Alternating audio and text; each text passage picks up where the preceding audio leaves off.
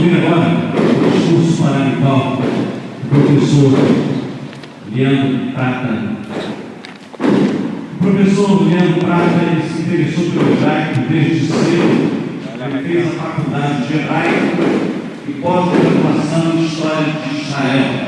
E por isso, é um dos motivos que é nosso professor aqui de hebraico.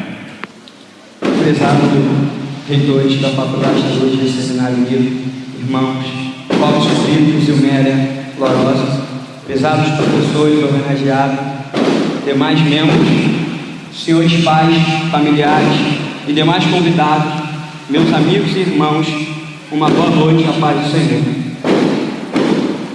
Meus alunos, Shevit Talmidim, em hebraico, primeiramente gostaria de agradecer a confiança de entregar a mim, um jovem pastor, uma tarefa difícil como essa, pois, como vocês, também tenho muito que aprender com os mais experientes aqui. Hoje é um dia muito especial para vocês. Eu poderia falar do sofrimento que enfrentaram para chegarem até aqui, mas acho que não estaria sendo sábio, pois no ministério os sofrimentos serão ainda maiores. E talvez alguém me diga, por que você fará uma instrução de exortação? A resposta é, porque tento levar o ministério a sério e creio que vocês também. Porque o auditório está hoje cheio de uma grande maioria de crentes que preferem um lugar de conforto, ao invés de ouvir o mandamento de Cristo que diz, tome a sua cruz e siga-me, vocês terão que suportar um peso ainda maior. Porque a igreja é como um barco, onde todos deveriam remar, mas alguns dormem e outros recreiam-se. Vocês precisam remar dobrado. Por aqueles que ouviram o chamado, mas não tomaram seus postos. Os senhores são os trabalhadores da última hora, onde os tempos seriam tempos perigosos.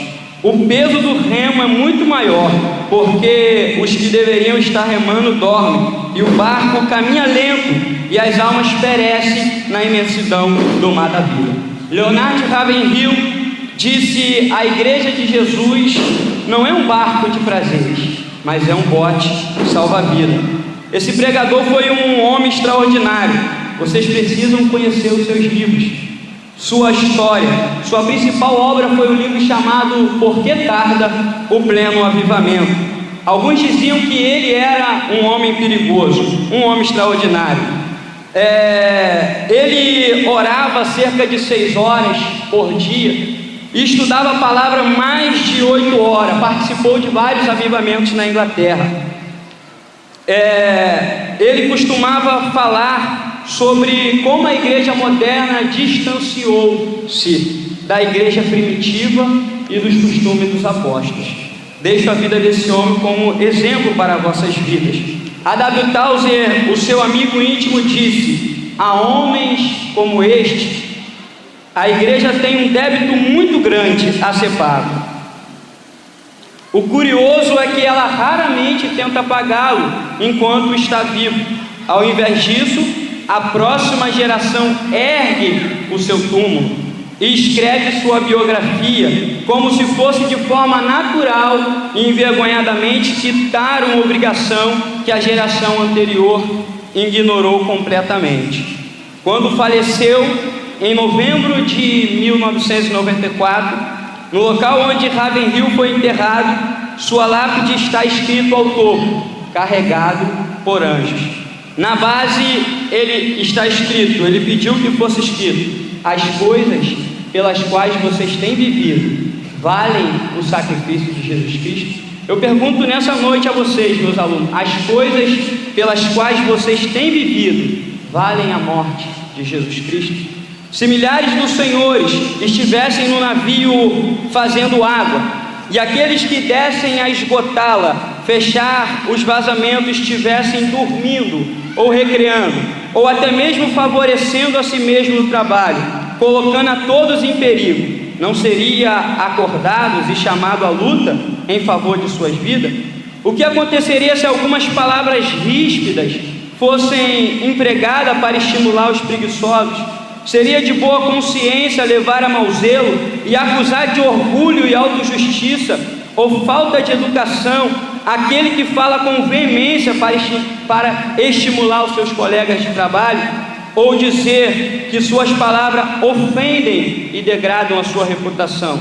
Antes, não diria: o trabalho tem de ser feito, ou todos morreremos. O navio está prestes a afundar e os senhores falam de reputação, preferem correr o risco de perder tudo ao ouvir que são preguiçosos?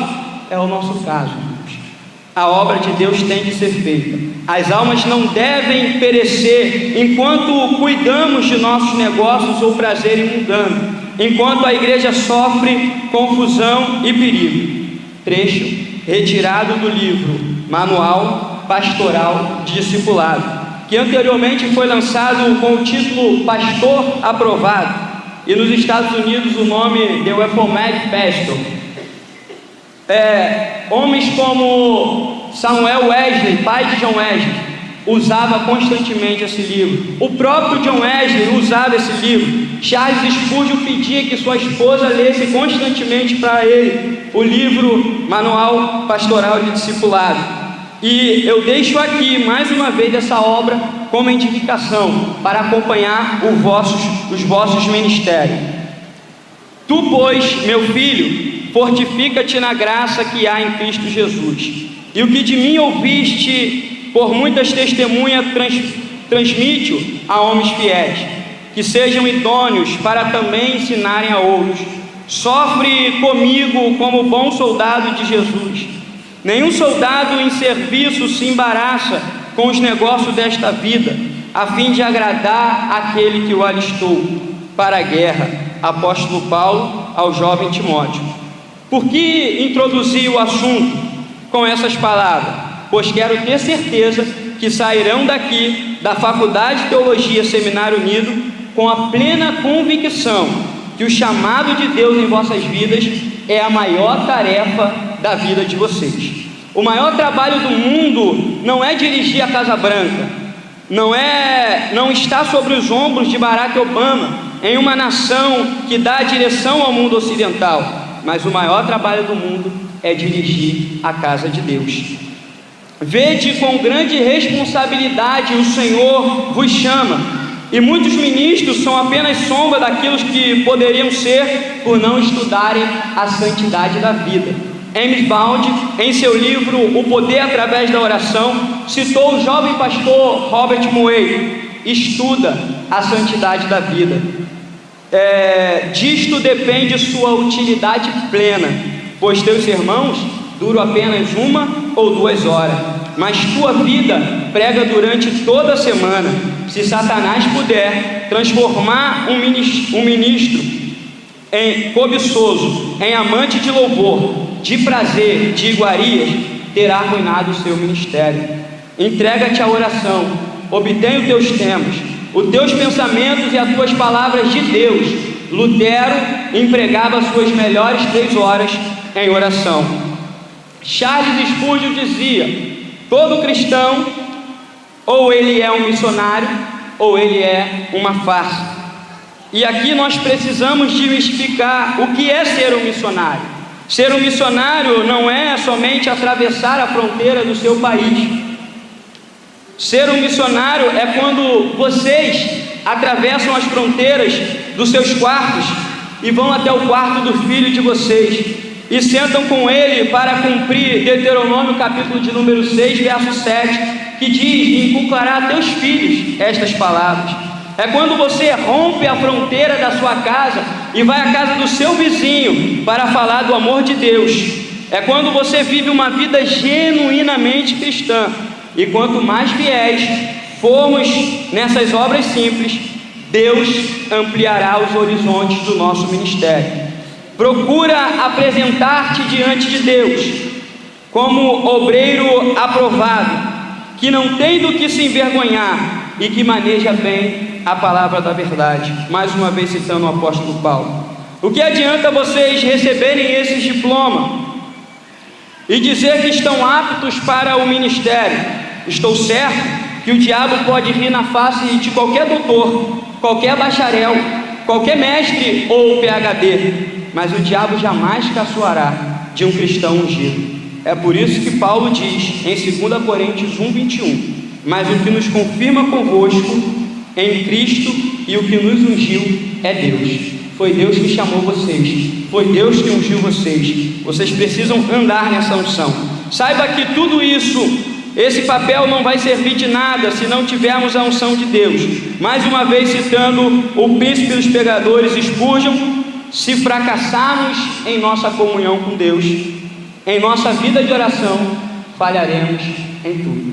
Mais uma vez, se fracassarmos em nossa comunhão com Deus, em nossa vida de oração, falharemos em tudo. Então pouco importa esse diploma para vocês se não tiverem uma vida de oração. A igreja precisa urgentemente de vocês. A igreja precisa de reforma. Estou crendo que vocês, meus alunos, meus talmidins, são a reforma que a igreja está esperando, que a igreja precisa. Volte aos reformadores, volte à palavra, volte à Bíblia. Finalizo aqui com as 5 solas da reforma: somente a fé, somente as Escrituras, somente Cristo, somente a graça, glória somente a Deus. Obrigado.